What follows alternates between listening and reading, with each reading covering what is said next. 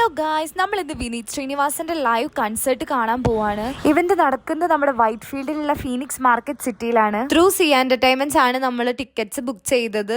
Group of 3ക്ക് 2400 ആയി ticket price. Vineeth ശ്രീനിവാസനെ കാണാനുള്ള എക്സൈറ്റ്മെന്റിലാണ് നമ്മളെല്ലാവരും.